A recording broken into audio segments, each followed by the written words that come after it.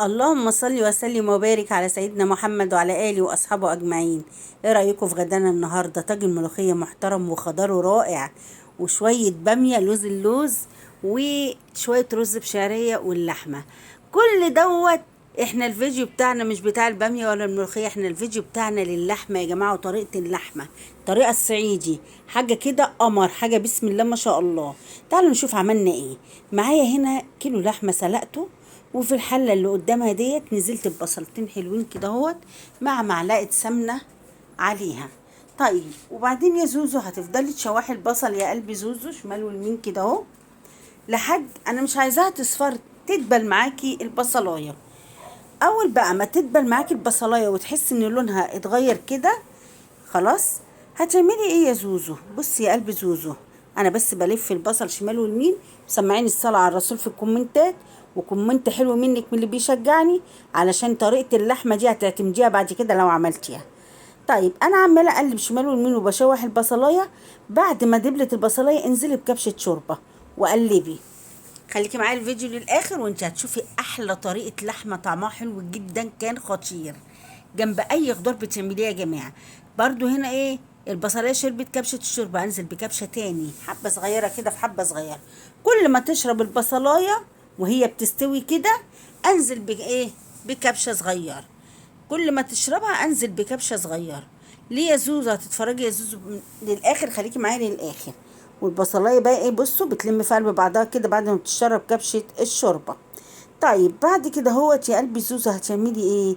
انا هنا برضو ايه، بصوا البصلايه شربت الشوربه، هنزل بحبه تاني صغننه كده اهو، دي اخر حاجه بقى. وهقلب هقلب هقلب. وبعد كده يا زوزو هتعملي ايه؟ انزل بكبشه شوربه تاني معلش.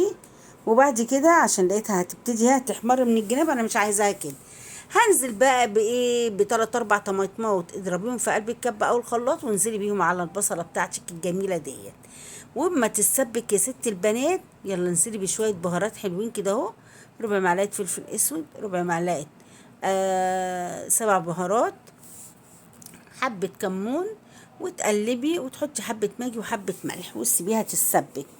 اهو حبه ملح، وانزل بمعلقه ماجي اهو اللي انا بحطها السايبه ديت اهو، وتسيبيها بقى تتسبك. بعد كده يا قلب زوزو هتعملي ايه، هجيب طاسه او جريل بتاعي واحط فيه حته تومه اهو يا ست البنات، معلقه سمنه حلوه وحته تومه. وبعد كده خدي اللحمه بتاعتك وحمريها في حته التومه ديت بشويه السمنه اهو. هنزل بقى باللحمه بتاعتي كده اهو، وانزلي بيها تشويح في قلب السمنه وبالثوم ده كده اهو. وبعد ما تخش في يا دوبك كده تغير لونها، انزلي بقى بايه، بالصوص اللي احنا عملناه بتاع الصلصة ده، وقلبي وشوحي على النار. انا مش عايزة اقولك الطعم والريحة كان خطير، فارق فعلا.